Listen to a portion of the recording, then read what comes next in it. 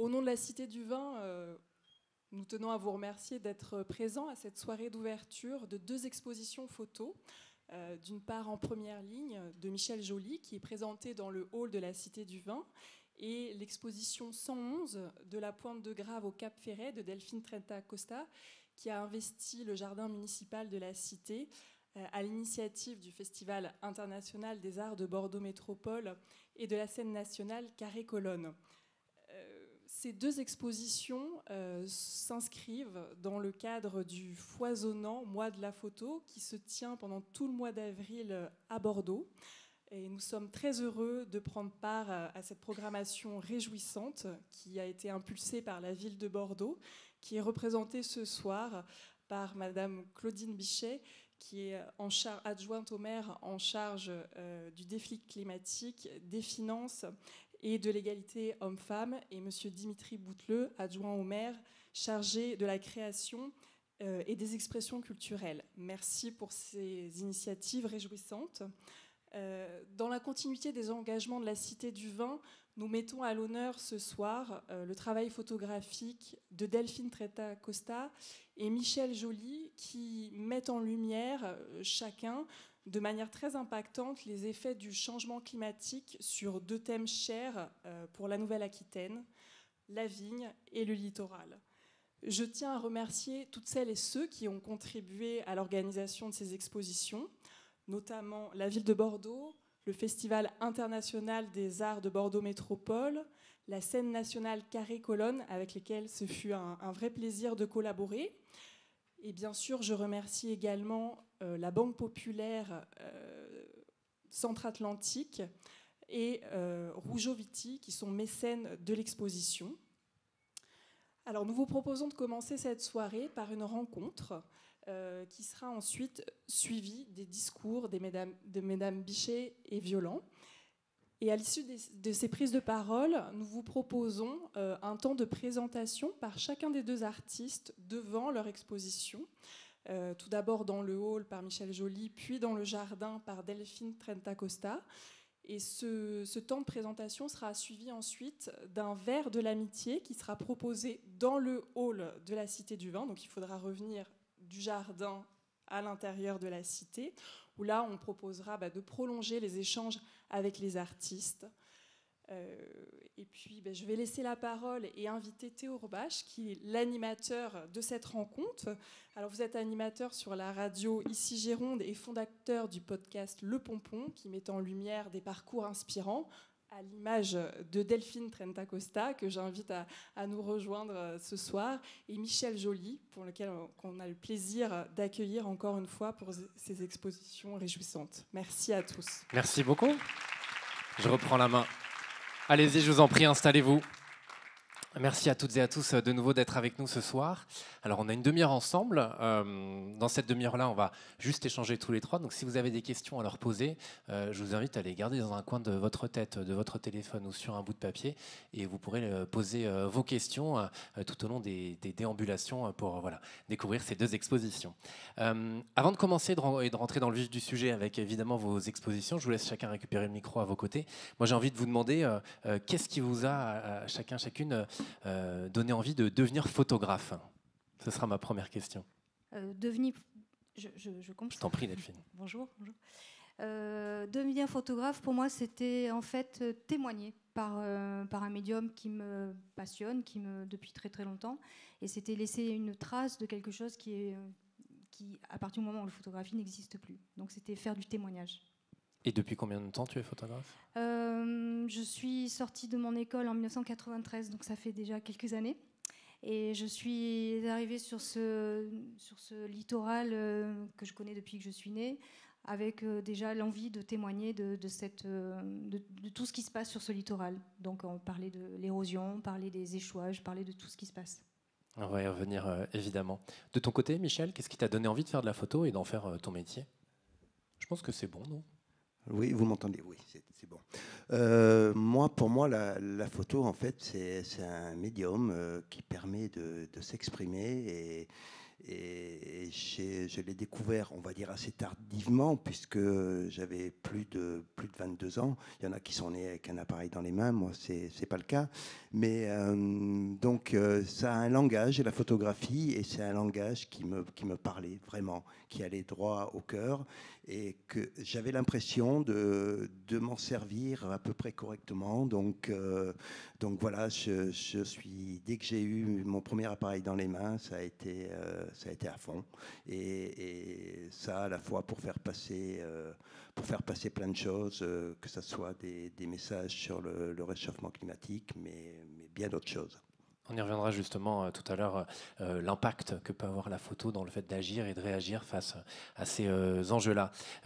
Et pour commencer, on va regarder une vidéo, Michel, qui illustre voilà, une partie de ton travail. Tu veux peut-être nous la présenter avant qu'on puisse la regarder? Oui, tout à fait. En fait, il y a l'exposition photo que vous allez voir effectivement à la sortie, mais en fait, cette expo, ce sont d'abord des rencontres avec les vignerons et des discussions avec eux sur la façon dont ils voyaient le dérèglement climatique et l'avenir de la vigne.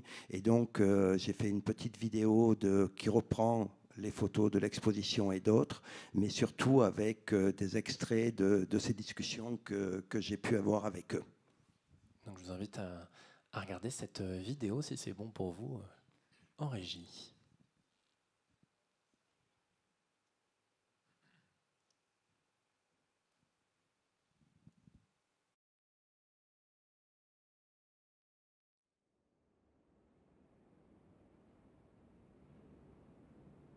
L'agriculture, ça a 8000 ans.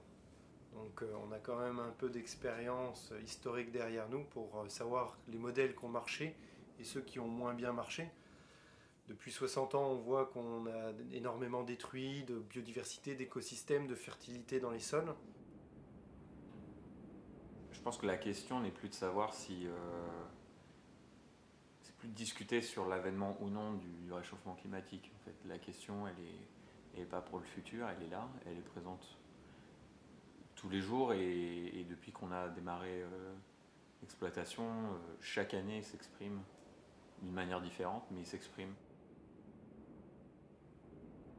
Lorsqu'on a replanté nos vignes, on s'est posé beaucoup de questions parce qu'il faut que ça dure une 50aine d'années. Et le choix des plants à la base est hyper important. Aujourd'hui, il faut qu'ils puissent s'adapter aux aléas climatiques. On voit des pieds qui ont crevé à cause de la sécheresse et de la chaleur. Parmi les changements climatiques, il n'y a pas que la sécheresse et le soleil, il y a le gel de printemps maintenant auquel on est confronté. Donc première grosse année de gel généralisée, on va dire, c'était 2016, quoi. Et là, en 2016, on était un peu pris au dépourvu, on savait pas trop ce qui nous arrivait. Bon, écoute, on cherche encore quelle est la solution, mais enfin, le gel de l'année dernière, il s'est mis à geler alors qu'il y avait déjà 3-4 feuilles étalées. Donc là t'as beau mettre des bougies, des éoliennes, tout ce que tu veux, quand il fait -6, -7, c'est la cata.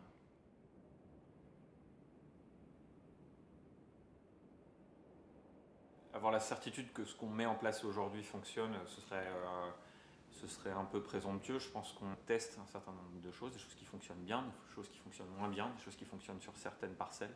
Effectivement, il y a des choses qui peuvent être assez simples à mettre en place. Quand on sort nos bois, nos vignes pour aller recycler au lieu de brûler directement les bois dans les vignes, on comprend. Et l'agriculture, c'est un des seuls postes où tu peux stocker dans le sol directement du carbone qu'on a trop dans l'atmosphère.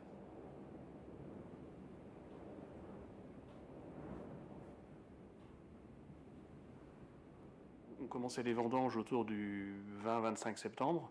Clairement, aujourd'hui, on sait que dans les prochaines années, on commencera à vendanger autour du 20-25 août. On a des raisins beaucoup plus mûrs. On ne travaille plus exactement de la même manière au cours de la vinification que ce qu'on faisait il y a 20 ans. Maintenant, à nous de jouer et puis de s'adapter à ces nouvelles conditions. Mais je me rappelle toujours Patrick Bis qui disait je me demande comment sera notre métier dans 30 ans. Je crois qu'on n'a pas besoin d'attendre 30 ans, c'est déjà là.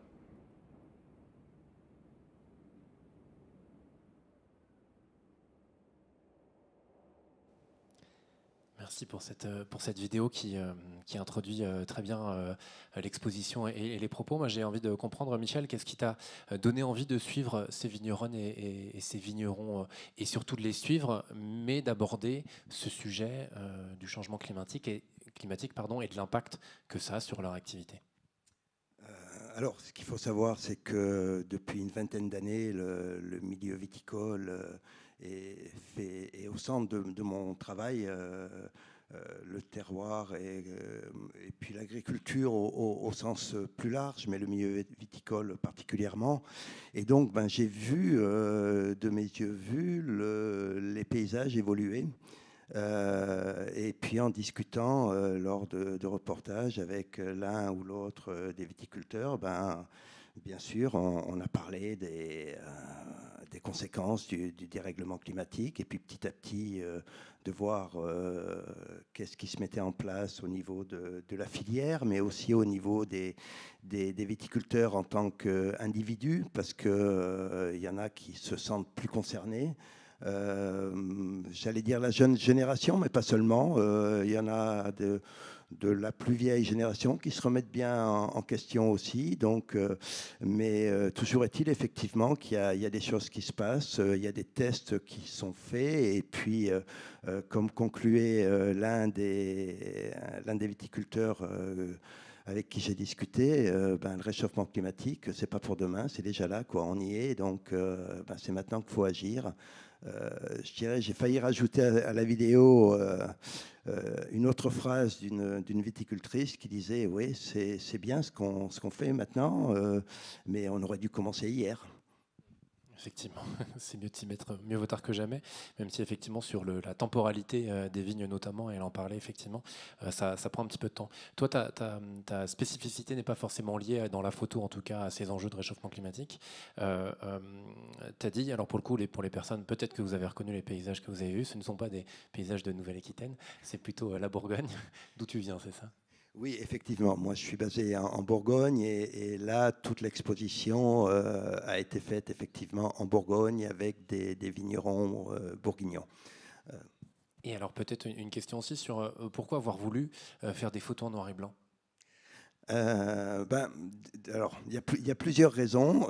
L'une des raisons, c'est que j'ai commencé ma carrière de photographe avec le noir et blanc, et c'est vraiment un médium que j'adore, parce qu'il transmet les choses différemment. Il met le focus vraiment sur les objets, et puis il n'a pas la même temporalité. Et puis, comme je le disais, depuis une vingtaine d'années, je travaille pas mal dans le milieu viticole, et je voulais en fait différencier ce travail de ce que je fais par ailleurs, que ça peut être en travail de commande ou même sur d'autres travaux personnels. Mais voilà, je voulais faire quelque chose d'un peu différent, et donc j'ai choisi le noir et blanc pour ça aussi. Et alors pour le coup, on n'a pas que, et on l'a vu dans les photos, pas que des images de la nature, parce que la nature est effectivement impactée par le réchauffement climatique, mais aussi on voit des images des personnes qui y travaillent. Pourquoi avoir voulu à la fois mettre aussi bien la nature et l'humain? Pourquoi pas avoir choisi que justement les impacts sur la nature? J'ai fait d'autres reportages pour certains magazines où effectivement c'était une suite d'images entre guillemets catastrophiques sur les effets directs du réchauffement climatique, que ce soit le gel, l'inondation, la sécheresse. Et c'est pas du tout ce que j'avais envie de faire là. J'avais vraiment envie de faire un reportage plus à hauteur d'homme avec les vignerons, c'est-à-dire de les accompagner dans leur quotidien et de photographier un petit peu leurs réflexions quelque part et leurs actions. Je voulais rentrer dans leur tête, et j'ai passé pas mal de temps avec eux dans les vignes, et il y a quelques photos qui sont sorties. Alors, quand on voit l'exposition comme ça, on pourrait se dire, voilà, c'est des vignerons qui travaillent, rien d'original. Mais en fait, chaque photo en fait, a un lien plus ou moins direct avec un aspect du dérèglement climatique. Et justement, ces personnes, tu les as suivies pendant combien de temps? Parce que pour voir, notamment, je vois les visages des personnes. J'imagine que ça ne se fait pas comme ça en 5 minutes. Non, en fait, ce reportage, alors moi je travaille dans les vignes depuis longtemps, il y en a certains que je connaissais, d'autres pas, mais ce reportage a été fait à peu près sur une année.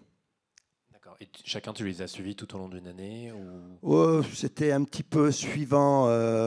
Il y en a que j'ai plus suivi que d'autres parce qu'il y avait plus de choses à me proposer. Parce qu'en fait, quand je dis que tout le monde en fait s'implique dans le réchauffement climatique, enfin dans le développement durable par rapport aux vignes, il y en a qui se concentrent plus sur certains aspects, d'autres qui traitent ça de façon beaucoup plus globale, plus générale. J'ai un jeune domaine avec qui j'ai pas mal travaillé, par exemple, qui dès le début a fait un bilan carbone de tout le fonctionnement de son domaine pour voir ce qu'il pouvait améliorer justement et ce qui était possible de faire dans les gestes de tous les jours pour améliorer les choses. Et ce qu'on voit aussi dans l'exposition qu'on a pu voir là et qu'on verra évidemment tout à l'heure, c'est qu'à la fois donc on a cette nature, on a ces visages et on a aussi les outils qui sont mis en place pour s'adapter justement. On a vu un cheval, on voit des moutons. Là aussi, pourquoi toi, tu as fait ce choix de montrer assez globalement au final, parce que c'est pas que l'impact quand on voit les chevaux. Non, on mais revient des choses qu'on faisait potentiellement avant. Voilà, complètement. Mais alors, effectivement, j'ai pas voulu montrer l'impact, j'ai voulu montrer un petit peu les actions et les réflexions des viticulteurs. Alors, le cheval, ça fait des années qu'il est dans les vignes, il n'y a rien de nouveau, sauf qu'on en voit de plus en plus. Idem pour les moutons. Depuis quelques années, avant, on voyait pratiquement pas de moutons en Bourgogne, et maintenant, on en voit régulièrement, quoi. On fait 2 kilomètres et on voit des moutons dans les vignes à certaines saisons. Donc, on a même vu des poules. Alors, on n'est pas seulement sur du retour à des méthodes anciennes. Il y a aussi des méthodes nouvelles, comme le système génodique. Il y a une photo qui est passée, je ne sais pas si vous avez reconnu, mais voilà, c'est des systèmes qui émettent des sons, j'allais dire de la musique presque, dans les vignes, en fait, pour déstresser un petit peu la vigne, pour amoindrir l'impact de certaines maladies. Voilà, on voit aussi, alors je n'ai pas fait de photos là ici, mais j'en ai fait par ailleurs, mais voilà, des tracteurs beaucoup plus légers, électriques, autonomes, ça apparaît aussi dans les vignes. Et voilà, donc l'avenir de la viticulture, effectivement, c'est peut-être un mélange d'anciens, de nouveaux. En tous les cas, c'est certainement, ça viendra de la réflexion de ces hommes de terrain. Et on pourra aller voir évidemment à la suite de cette table ronde toute l'exposition. Vous pourrez poser vos questions, admirer les photos et poser vos questions à Michel. Merci beaucoup Michel pour tes réponses et j'aurai encore quelques questions à te poser. Delphine, on va là aussi regarder quelques photos ensemble. Je vais m'emparer de cette petite zapette. Mais déjà que tu nous dises un mot sur l'exposition. Les 111, voilà, il vient d'où ce nombre 111? Voilà, pourquoi? Explique-nous. C'est un nombre que je connais très bien parce qu'en fait 111 km, c'est les 111 km de la côte qui part de la Pointe de Grave jusqu'au Cap Ferret et que j'ai parcouru déjà à pied il y a 30 ans de ça et que j'avais balisé déjà de totems de déchets. C'était déjà une action écologique et engagée pour parler de ces déchets qui arrivaient sur la plage l'hiver et montrer que sur ces 111 km, il y en avait. Je suis retournée donc d'une manière un petit peu plus globale en 2012 sur un projet où on voulait montrer la globalité de ce territoire et je me suis servi d'un avion cette fois-ci pour photographier cette côte dans toute sa longueur, dans ces 111 km et restituer en photo cette côte sur 111 mètres. Donc c'est une photo qui fait 111 mètres, qui est exposée à l'extérieur, qui est un énorme panoramique constitué de entre 800 et 1000 photos qui ont été assemblées. C'est un gros travail d'assemblage par derrière. Et puis après, je suis retournée sur ce littoral pour montrer ce qu'on peut trouver comme spécificité, parce que ces 111 km sont très variés du nord au sud, et pour montrer la beauté, la fragilité de cette côte qui est par endroits... qui est balisé d'une part par les bunkers qu'on retrouve extrêmement partout. Et puis je voulais parler des échouages aussi, que ce soit les échouages de mammifères marins, de déchets que l'on retrouve, et puis aussi sur les emprises littorales qu'il y a sur les 3 villes qui sont sur ce littoral, qui sont Soulac, Montalivet et Lacanau. Et voilà, donc cette photographie qui a été faite en 2013 et donc exposée en 2014, elle a été très impactée entre le moment entre le moment où les photos ont été faites et où elle a été présentée, il y a eu des grosses tempêtes. Et donc, par endroits, déjà 30 mètres avaient été grignotés, ont disparu. Donc, c'était déjà du témoignage de quelque chose qui n'existait plus. Et donc, je suis retournée. Elle a été exposée de nombreuses fois et elle a vécu sa vie, cette grande photo, c'est 111. Et j'ai été extrêmement touchée qu'on me demande de refaire ces 111 km 10 ans après. Donc, c'est les scènes nationales Carole Colonne qui m'ont commandé ce travail, ainsi que le FAB, pour être exposées lors du FAB cette année à Bordeaux. Donc, elles ont été exposées dans le jardin secret de Saint-Médard et sur les quais sur les ponts. Autour du pont de Pierre. Autour du pont de Pierre, donc la version 2014 et la version 2024. Et donc, on voit bien en 10 ans ce qui s'est passé, cette érosion qui est par moments incroyablement visible. Alors, c'était quoi les enjeux pour toi? Pourquoi tu as voulu prendre ces photos et témoigner de l'impact du réchauffement climatique? Et finalement, ce que je montre en photo n'existe plus quelques temps après. Donc, c'est du témoignage vraiment, c'est du souvenir aussi. C'est montrer cette côte, c'est aussi parler de tout un tas de choses qui s'y passent. C'est parler des souvenirs, c'est parler d'émotions, c'est parler des sentiments, de ce qu'on aime, de ce qu'on veut préserver, de la beauté, de tout ça. On va voir quelques images qui, pour le coup, vont être assez parlantes. Est-ce que tu peux nous parler de ce lieu et en quelle année cette photo a été prise? Alors, c'est un lieu qui est très symbolique de cette côte parce qu'on aperçoit un immeuble qui s'appelle Le Signal, qui est à Soulac-sur-Mer. Cette photo a été prise donc en 2012. Donc, on voit devant cet immeuble, il y a encore, ce qui est quand même à marée haute, on voit encore un petit peu de plage. Et quelques temps après, les tempêtes récurrentes vont venir à bout de cet immeuble. Et il va être rasé. Oui, pas rasé. Enfin, d'abord, il va y avoir un arrêté pour plus y habiter. Donc, les gens qui habitaient cet immeuble ont été expulsés, en fait. Et il y a eu à peu près 10 ans de bataille juridique. Et il a fallu qu'il soit désamianté, etc. Et il a été détruit. Donc, sur la première photo, il apparaît. Sur les 111, il y était. Là, on le voit. Juste peut-être entre cette photo-là et cette photo-là, il y a combien de temps? Il y a juste un an. Il y a un an entre cette première photo et la deuxième. Donc les tempêtes ont fait en sorte qu'il a été complètement érosé. Enfin, je n'ai pas le mot, excusez-moi. Cette photo et cette photo ensuite, là on voit que c'est vraiment au bord. Donc là on est quelques années plus tard. Donc là le Signal a été désamianté, il n'est plus habité, il commence à être complètement vidé de son intérieur. De tout, voilà. C'est plus qu'un squelette. Et là on arrive sur sa destruction. Donc là on est en 2023, février 2023. Et juste quelques jours, une semaine peut-être, et il n'existera plus. Donc là, c'est la photo finale qui a été faite en juillet. Donc le Signal n'existe absolument plus et une dune l'a remplacé. Donc c'est pour montrer aussi la nature qui reprend ses droits, d'une part, et la photo qui témoigne de ce qui a été et qui n'est plus. Voilà. Et donc là, entre la première photo qu'on a vue et celle-ci, il y a 11 ans. Il y a 11 ans. 11 ans. Là, c'est une photo qui est sur Montalivet, Vannes-Montalivet. Donc là, on est sur l'hiver entre 2013 et 2014. Montalivet était une des seules communes avec un front de mer, avec des escaliers pour accéder à la plage. Et en l'espace d'un hiver, tous ces escaliers ont été complètement ravagés par les tempêtes qui se sont succédées. Ils ont disparu. Et le front de mer de Montalivet a été impacté de moins de 30 mètres. Donc là, on voit quelques années plus tard les camions bennes de sable qui réensablent, qui rengraissent cette plage régulièrement pour la maintenir, mais c'est aussi dérisoire puisque finalement, dès qu'il y a des grosses tempêtes, ça repart à l'eau. Voilà, Montalivet actuellement. Donc les marches n'existent plus évidemment. Et effectivement, et ce qu'on disait quand on a échangé, c'est que on peut pas faire grand-chose pour lutter contre l'eau. C'est-à-dire qu'on peut essayer de mettre des gros cailloux devant, mais en fait, l'eau s'infiltre.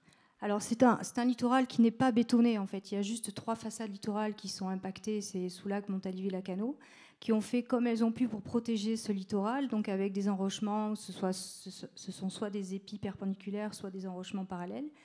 Et effectivement, dans le cadre de Lacanau, où il y a quand même 2 km d'enrochement, c'est pas là, ces enrochements, dès qu'il y a des grosses tempêtes, c'est comme des fétus de paille, ils s'en vont et chaque année ils sont obligés d'en remettre. Donc le littoral grignote, quoi qu'il arrive, face à l'eau, on ne peut rien faire en fait. Et je crois que l'un des enjeux de cette exposition, c'est aussi un outil pédagogique, ce dont tu m'avais parlé. C'est effectivement utile pour aller parler de l'environnement. Exactement. C'est-à-dire que cette exposition, elle a été présentée, la version 2013, elle était présentée avec une association d'éducation à l'environnement, CPIE Médoc, qui en fait faisait à chaque fois la sensibilisation et l'éducation. Et elle est actuellement achetée par la commune de Vandaïs-Montalivet dans un jardin où elle est visible toute l'année. Et donc elle vit sa vie toute seule, et par rapport à la visite que peuvent en faire les écoles, les enfants, etc., c'est assez intéressant puisqu'ils peuvent découvrir le littoral tel qu'il était déjà il y a 10 ans. Et il y a pas mal de questions sur la constitution du littoral. Voilà. Et alors, peut-être aussi dire un mot, parce qu'on a vu ce littoral-là, donc littoral médocain. Toi, c'est ce que tu as photographié, mais dans le travail que tu peux faire, c'est aussi se rendre compte de l'impact, on fait le lien avec la vigne, avec le lieu dans lequel nous sommes, de l'impact global dans le Médoc, qui est quand même très impacté par ce réchauffement climatique. Et donc la vigne, on le sait, il y en a beaucoup dans le Médoc, qui est également impacté par cela. En fait, ce qui lie nos deux expositions, notre travail, qui sont pourtant très, très différents, puisque toi tu parles de vigne et moi je parle de littoral, c'est l'eau, en fait, l'eau qui nous lie, en fait, l'eau qu'on retrouve aussi en Bourgogne. En Bourgogne, enfin tout ce qui se passe. Mais le réchauffement climatique, enfin plus exactement le dérèglement climatique, on peut le trouver effectivement sur le littoral qui est grignoté, et puis aussi avec tous ces échouages qui montrent aussi, qui témoignent aussi de ce mouvement de l'eau qui part de la Garonne, qui va sur l'estuaire et qui va sur nos plages. Tout ce qui se passe par la Garonne se retrouve après sur nos plages. Donc l'impact humain, il est visible tout le temps.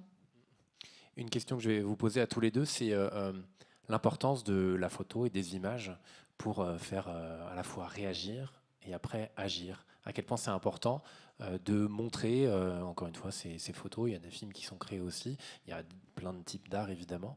À quel point c'est important aujourd'hui de montrer, et est-ce que c'est impactant ?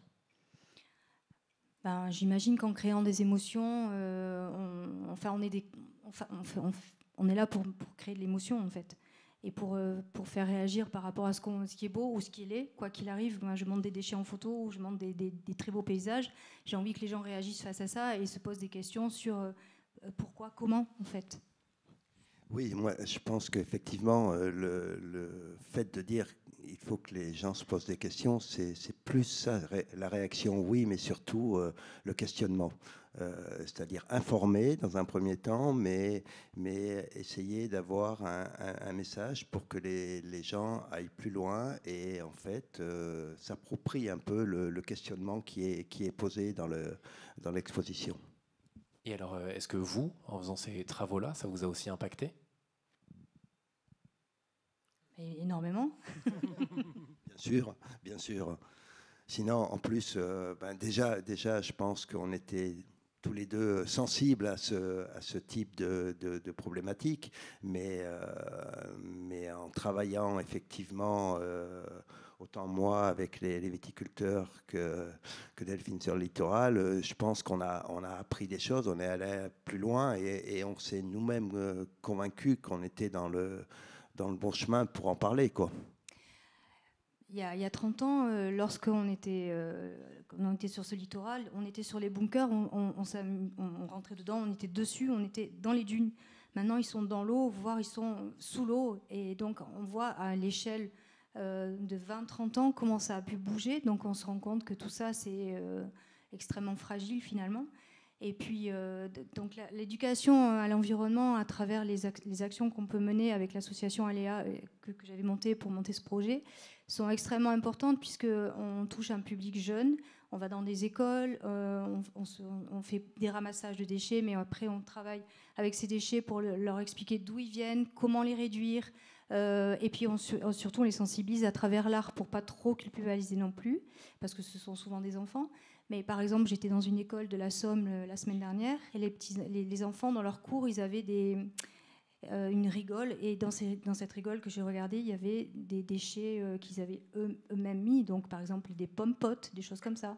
Et je leur ai dit, vous voyez ce petit bouchon-là, en fait, il se retrouve dans la Garonne, et ensuite il va aller se retrouver... Je crois que c'est juste un téléphone, tout va bien, je vous rassure.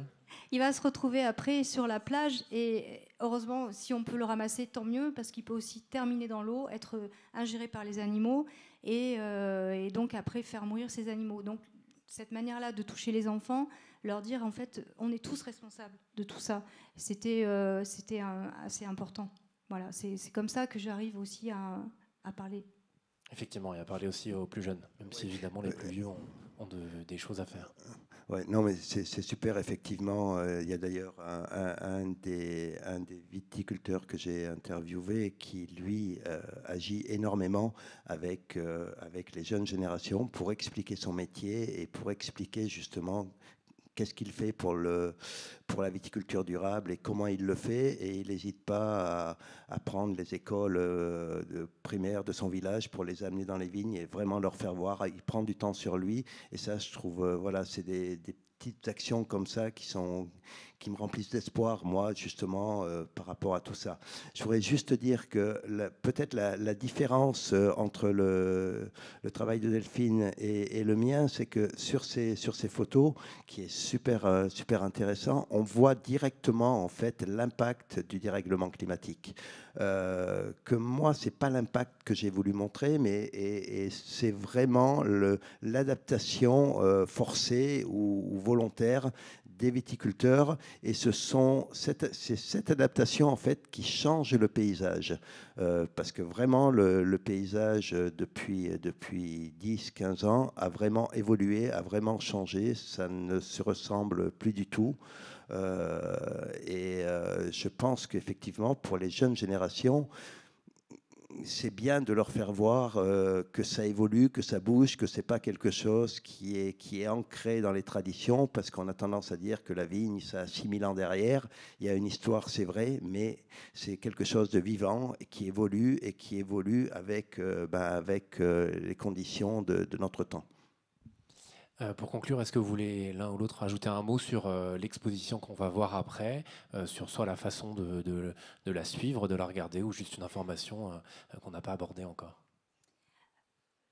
Je voulais juste revenir sur ces 10 ans d'écart entre les deux expositions, pour dire que en 2013, en fait, l'exposition, elle était portée par une association.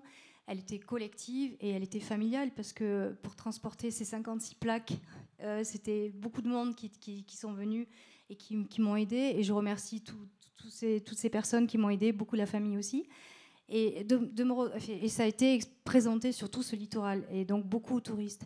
Et qu'elle soit présentée 10 ans après, ici, au bord du fleuve, à Bordeaux, pour moi, c'est un grand pas en avant, et je suis extrêmement touchée, et j'espère que les Bordelais vont l'apprécier autant. Merci Delphine. Michel? Également, je suis très heureux d'être à Bordeaux, surtout pour présenter une exposition qui vient de Bourgogne, mais la Cité du Vin, c'est une cité internationale, donc il n'y a pas de raison. Non, je ne sais plus si je vous l'ai dit, je sais, on a tellement parlé en fait dans la journée, je ne sais plus ce que j'ai dit ou pas, mais ce qui est important pour cette exposition, c'est que chaque photo, effectivement, il y a son côté peut-être esthétique, mais c'est en rapport avec quelque chose qui est lié au dérèglement climatique, soit dans la façon de conduire la vigne, soit dans un impact direct, soit dans une réflexion. Donc c'est important de lire les petites légendes qu'il y a avec les photos, lorsque ça vous apportera un peu plus d'informations. Voilà, merci à vous. Merci à tous les deux, je pense qu'on peut les applaudir. Merci beaucoup. Merci pour ces échanges. On vous l'a annoncé tout à l'heure, donc gardez bien vos questions en tête. Je vais demander à Claudine Vichet de me rejoindre pour nous dire un mot. Et ensuite, Sylvie Violon va nous rejoindre pour conclure.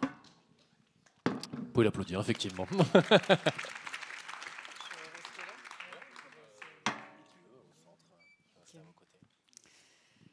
Très bien. Bah, écoutez, merci pour cet échange qui était vraiment très riche. Je vais remercier bien sûr Monsieur le directeur général de la Cité du Vin, cher Philippe Massol. Merci d'accueillir cet événement du mois de la photo ici à la Cité du Vin. Je vais bien sûr remercier les deux artistes qui nous font le plaisir de partager à la fois leur travail et à l'instant leur expérience à travers la réalisation de ce travail. Je pense que c'était très intéressant. Et vous remercier toutes et tous, bien sûr, qui êtes ici. J'en profite pour saluer également la présence de Vincent Morin, qui est le maire de quartier de Bordeaux-Nord, qui est présent, et Dimitri Boutelot, qui malheureusement a dû partir puisqu'on a beaucoup d'événements ce soir, qui est donc en charge de la culture, des expressions culturelles. Et effectivement, une fois n'est pas coutume, c'est rarement la première adjointe en charge des finances, de l'égalité et du défi climatique qui introduit des expositions artistiques. Je pense que vous aurez compris le lien entre cette exposition et la délégation que je porte, qui est effectivement le défi climatique et l'engagement que notre municipalité a sur ce sujet. Nous avons décidé de soutenir ce travail artistique de grande qualité parce que, effectivement, et vous l'avez très bien dit, il a aussi un rôle d'alerte, de sensibilisation, voire de prise de conscience pour certains, parce que on le voit, l'information, elle passe par plusieurs vecteurs. Il y a le cerveau, mais qui visiblement peine quand même à comprendre l'urgence dans laquelle on est. Et puis il y a les capteurs plus sensibles, émotionnels. Et vous jouez là-dessus. Et je pense qu'effectivement, on peut provoquer des grands changements grâce à des travaux comme les vôtres, parce qu'on joue effectivement sur la sensibilité, l'émotion, la corde sensible. Et ça peut vraiment, je pense, faire avancer notre cause que nous partageons. Et je suis vraiment très heureuse de voir un tel travail. En tout cas, si je suis ce soir avec vous, c'est aussi pour inaugurer le mois de la photo. C'est la seconde édition en 2025. Nous avons décidé de reconduire cet événement après le grand succès de la première édition l'année dernière. Donc sachez que dans toute la ville, nous allons mettre à l'honneur de nombreuses expositions et de nombreux photographes. C'est une cinquantaine d'expositions qui vont être proposées aux Bordelaises et aux Bordelais dans plus de 36 lieux, dans des institutions culturelles telles que la Cité du Vin, mais aussi dans des galeries, dans l'espace public. Ce décloisonnement traduit l'ambition qui guide nos politiques culturelles ici à Bordeaux, car nous défendons une culture qui est accessible pour toutes et tous. Donc avec cette deuxième édition, nous allons avoir une culture qui prend place dans tous les quartiers de la ville, de la Cité du Vin au pont Simone-Veil, du Rocher de Palmer à la bibliothèque Mériadec. Donc au nom de l'équipe municipale, je tiens chaleureusement à remercier l'ensemble des partenaires qui permettent cette opération culturelle. La Cité du Vin, bien sûr, je l'ai dit, mais l'ensemble des lieux d'exposition. Et puis, bien sûr, je tiens à remercier très chaleureusement l'ensemble des artistes qui offrent un pan de leur travail aux visiteurs. Et donc, bien sûr, tout particulièrement, je remercie ce soir Michel Joly et Delphine Trentacosta pour leur présence et leur magnifique travail. Et donc, ces deux expositions, je ne vais pas revenir dessus parce qu'elles ont été tellement mieux décrites que par les mots du discours que j'ai sous les yeux. Elles invitent vraiment, comme je l'ai dit, à questionner cette urgence climatique, à vraiment la rendre tangible, la rendre visible. Et c'est vrai qu'aujourd'hui, à l'heure où je vous parle, on voit qu'on a vraiment un retour arrière sur cette question-là, un déni climatique qui est en train de ressurgir. Donc je pense que des expositions comme celle-là rendent extrêmement concret par les photos que vous prenez, par l'évolution du trait de côte. Enfin, quand on habite en Nouvelle-Aquitaine, le trait de côte, on l'a sous nos yeux quasiment tous les jours et on ne veut souvent pas voir ce qui est en train de se produire. Et bien par ces photos, vous témoignez de l'évolution concrète et effectivement de l'urgence que nous avons aujourd'hui à agir par rapport au changement climatique.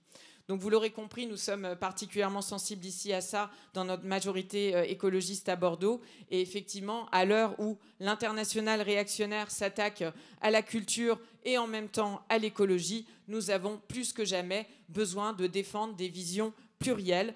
Et face à l'idéologie de la pensée unique et de la vérité alternative, je crois que le photoreportage est un rempart contre les simplifications et les préjugés. C'est un art essentiel qui documente, enrichit notre compréhension du réel au service de la complexité et de la diversité. Donc c'est une culture à la fois éclectique, exigeante et indomptable que nous souhaitons ici promouvoir à Bordeaux. Et je vous remercie pleinement pour contribuer à ce mois de la photo. Et je vous souhaite à toutes et tous un excellent vernissage et un excellent mois de la photo. Merci. Merci beaucoup. Merci beaucoup, Claudine Bichet. Sylvie Violent, c'est à vous. Le siège restera réservé. C'est un poisson d'avril. C'est le poisson d'avril un petit peu en retard. Je voudrais vous remercier peut-être en premier pour les mots que vous venez de prononcer sur la puissance de la culture et de l'écologie qui sont très menacées en ce moment. Comment il faut effectivement faire le lien entre les deux et du coup c'est ce qu'on fait avec cette exposition. Donc à la fois je parle au nom de la scène nationale Carré-Colonne et au nom du FAB. Je voudrais remercier chaleureusement la Cité du Vin d'accueillir cette exposition de Delphine Trenta-Costa. Remercier ses équipes, notamment toutes les équipes, remercier la ville de Bordeaux qui soutient le FAB, donc la Direction Générale de la Culture, Dimitri Bouteleux qui vient de partir en tant qu'élu, et le service donc, de la transition écologique qui nous a donné une subvention spécifique pour soutenir le travail de Delphine au FAB. Voilà, cette exposition, effectivement, elle a été produite par la scène nationale. Alors, que fait la scène nationale dans cette histoire? vous demandez-vous. En fait, on a rencontré Delphine il y a quelques années, 3 ou 4 ans, en explorant le Médoc, qui est un des territoires sur lequel la scène nationale fait des projets, et notamment un grand projet qui prend l'objet paysage comme point de départ de l'artistique. L'objet paysage aussi pour justement parler du changement climatique et de la transition écologique, pour à partir des artistes, des œuvres des artistes. Et donc on est parti du discours scientifique pour s'en échapper, partir des unités paysagères que les scientifiques du parc naturel régional du Médoc ont identifiées. Et on est parti sur une unité paysagère par an, avec la forêt, l'estuaire, les marais et la forêt. La forêt, j'ai déjà dit, pardon, et le littoral, bien sûr, c'était la dernière. Voilà, et c'est comme ça qu'on a rencontré Delphine avec cette exposition des 111, les 111 2013-2014, et que je lui ai proposé de produire en fait une exposition qu'elle avait en projet, pour voir 10 ans après ce qui se passait.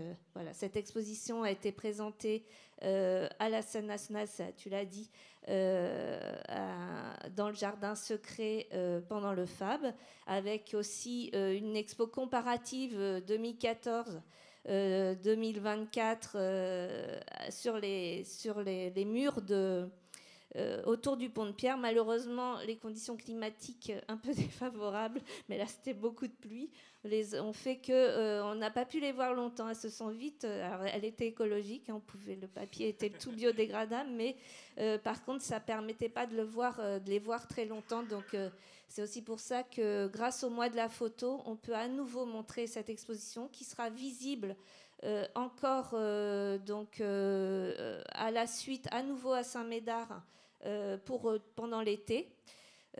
Voilà, que dire d'autre?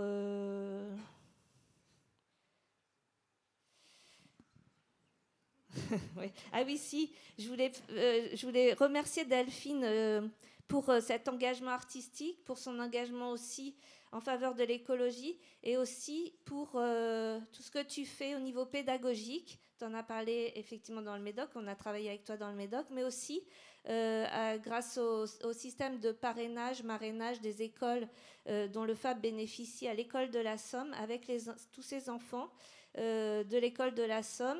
Et donc ces enfants, lors du dernier FAB, ont envoyé une bouteille à la mer, une bouteille pas en plastique évidemment, avec un message dedans. Et voilà, donc si jamais vous le trouvez, vous nous en faites part. Il y a les numéros et on sera très heureux de voir où elles vont, où va cette bouteille. Et cette expo qui est présentée ici, il faut bien penser que l'eau que vous voyez derrière, c'est la même qu'on retrouve au bout de la Pointe de Grave. Voilà. Merci beaucoup. Merci beaucoup Sylvie. Merci beaucoup Sylvie Violent. Merci à toutes et à tous. Merci encore à nos deux artistes pour cette prise de parole et pour ces deux expositions. Merci aux personnes qui ont organisé cet événement et aux personnes qui sont en régie, évidemment. Sans vous, ça n'aurait pas pu avoir lieu. Je vous invite donc à passer par la porte par laquelle vous êtes entrés pour commencer donc la première exposition. Je vous invite à attendre dans le hall ici et on va pouvoir aller d'abord à l'extérieur pour découvrir l'exposition de Delphine, je ne dis pas de bêtises, et ensuite ce sera l'exposition de Michel. Merci, très bonne soirée à toutes et à tous.